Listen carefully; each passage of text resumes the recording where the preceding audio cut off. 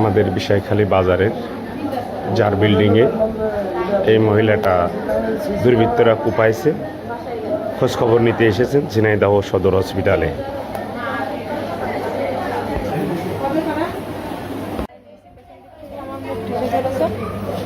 সামনের দিক থেকে বালি দিয়ে দিয়েছে। তখন আমি এটা কার বাসা? আলিমের বাসা, বিষয়খালী। তার চোখে বালি দেওয়ার আগ দিয়ে কি আপনি দেখেছিলেন ওনাদের? না, ওনারা পেছন দিক থেকে ধরেছে আমার, আর পরে সামনের দিকে। কয়জন ছিল? দুইজন। হ্যাঁ, তারপরে আমি তো কিছু দেখতে পাইনি, বলতে পারবো না আর কেউ ছিল কিনা। তারপরে শুধু আমাকে কুপাইছে, এক সিঁড়ি উপর থেকে আমার নিচে ফেলে দিয়েছে। তখন আমি ব্যারেল ধরে পড়ে গেছি যখনই, তখন বড় আকারে শব্দ হয়েছে। তখন ওরাও হয়তো চলে গেছে, আর আমি ওই সেন্স হয়ে গেছি, ওই জায়গায় পড়ে আছি। দেখতে কেমন ছিল? বলতে পারবো না, প্রথমে তো আপনি দেখছেন। প্রথমে দেখছি লম্বা, এটাই বলতে পারবো, কিন্তু মুখ বাঁধা ছিল। আমি মুখ কি দিয়ে বাঁধা ছিল? মুখ মাস্ক পরা ছিল। কি মাস্ক? ভালো মাস্ক। কালো মাস্ক। কাপড়ের না সার্জিক্যাল? কাপড়ের। তা বলতে পারবো না। সিসি ক্যামেরাও আছে স্যার? সিসি ক্যামেরা আছে না?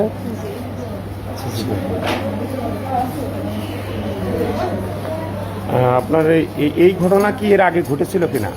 জি, ঘটেছিল।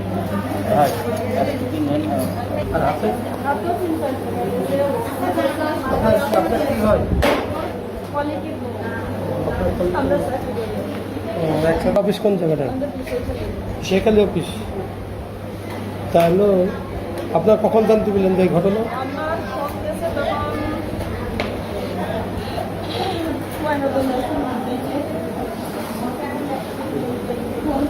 তখন আমার ফোন দেওয়ার ঘুরতে চলে আসেন ম্যানেজারের বাসা। আজকে আবার ম্যানেজারের উপর কুপায় আসছে। আচ্ছা, আরএম স্যার কোথায় ছিলেন?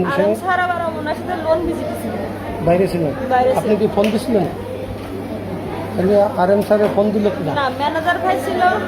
ম্যানেজার ভাই মানে তার স্বামী আমার আরএম স্যারের সাথে ছিল। থাকি যখনই মানে এরকম হয়েছে, ভাবি যখন নিচে এসে গড়াতি মানে আসার পর ওনার ছেলে আছে একটা, সেই ফোন ছিল বাবির কাছে, তাই তো? শান্ত। তাহলে ও মানে ছিল এসে লোকজন, বাচ্চা আছে দুইটা, ওনার একটা বাচ্চা ফিরে দিবেন না তো ঘরে পড়ে।